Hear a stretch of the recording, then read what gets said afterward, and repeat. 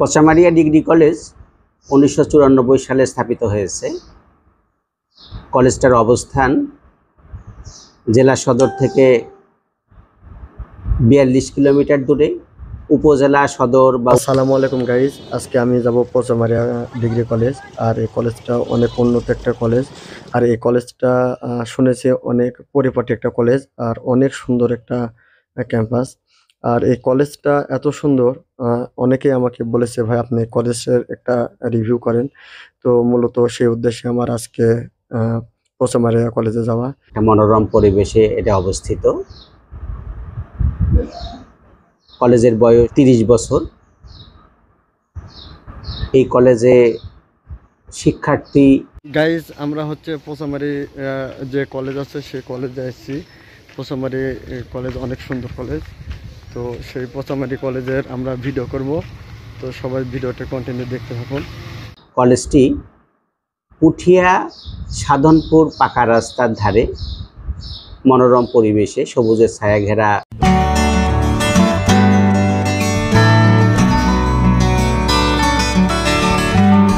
15 kilometre দূরে এবং ঐতিহ্যবাহী নাটোর শহর থেকেও এটা 15 কিলোমিটার দূরে অবস্থিত। প্রতিনিয়তই 800 থেকে 1000 এরকমের মধ্যে থাকে প্রতিষ্ঠানের। আসসালামু আলাইকুম, সবাই কেমন আছেন? আমি আছি পচামারিয়া ডিগ্রি কলেজে। আর এই কলেজের সুনাম অনেক শুনেছি, তো সেই দিক থেকে আমি পচামারি আর কি কলেজে আছি। তো গাইজ সবাই ভিডিওটা অবশ্যই দেখতে থাকবে।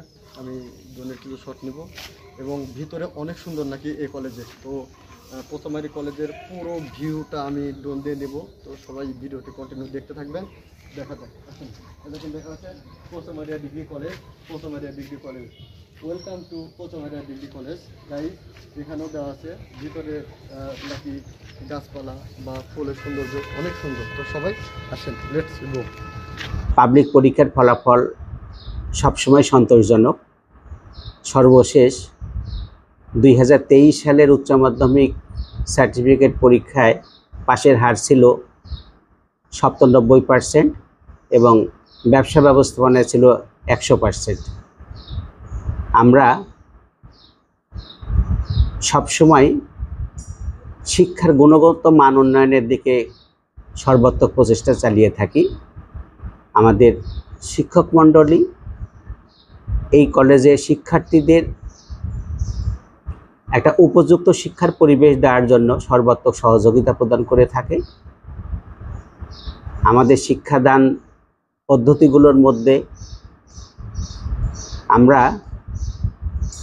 প্রথম বর্ষ এবং দ্বিতীয় বর্ষের পাঠ্যসূচি অনুযায়ী সকল ক্লাসগুলো আমরা একসাথে গ্রহণ করি, তাতে শিক্ষার্থীরা প্রথম বর্ষ এবং দ্বিতীয় বর্ষের সব ক্লাসগুলো একই সাথেই শেষ করতে পারে এবং সব বিষয়গুলো সবসময় একটা নার্সিংয়ের মধ্যে থাকে।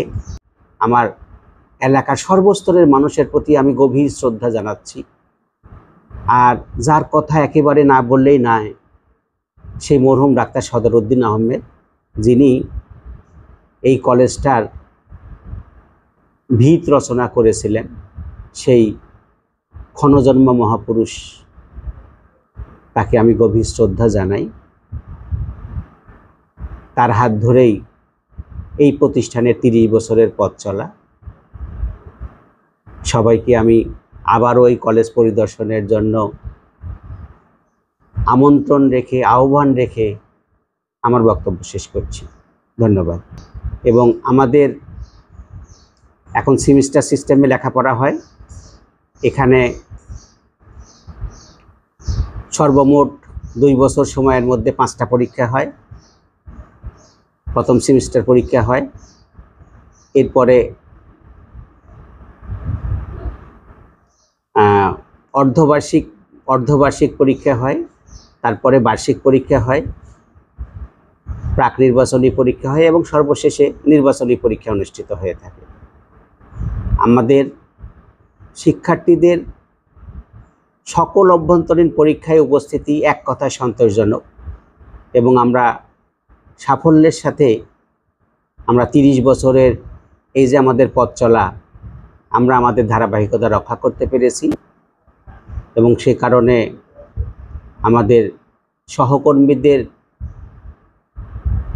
আকণ্ঠ সমর্থন থাকে, তাদের সার্বিক প্রচেষ্টা থাকে। তার পক্ষেই, তার জন্যেই এরকম ফলাফল অর্জন করা সম্ভব হয়। আমরা কথায় নয়, আসলে কাজেই কোনো কিছু প্রমাণ করতে আগ্রহী এবং সেই ধারাবাহিকতা আমরা রক্ষা করে চলেছি। আমাদের প্রত্যেক বছরের পাবলিক পরীক্ষার ফলাফল সেটাই বলে। আর আমার জীবনের একেবারে সিংহভাগ কর্মজীবনে শেষ করেছি, 30 বছর ধরে আমি এই প্রতিষ্ঠানে অধ্যক্ষ হিসাবে দায়িত্ব পালন করছি। আমি চেষ্টা করেছি যে শিক্ষা প্রতিষ্ঠানের সঙ্গে সঙ্গে আমাদের শিক্ষার্থীরা একটা মনোরম শিক্ষার পরিবেশ যাতে পেতে পারে, তার জন্য আমাদের 12 বিঘার যে অখণ্ড কলেজ ক্যাম্পাস, সেটাকে ফুলে ফলে একটা শোভিত পরিবেশ সৃষ্টি করা হয়েছে।